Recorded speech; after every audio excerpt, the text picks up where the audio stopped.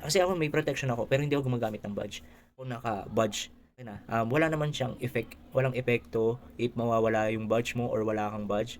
Kasi namo-monitor mo naman yung account mo ng sarili. And if may mga notification or copyright ka na nakikita sa Facebook Meta mo, sa account mo, maayos mo naman yan, ma-resolve mo naman yan. And depende naman din sa inyo kung gusto nyo may badge, may protection. Kasi ako niya nga kanina, if wala daw bang mangyayari sa Facebook, wala pong mangyayari dun sa Facebook mo if wala kang badge check.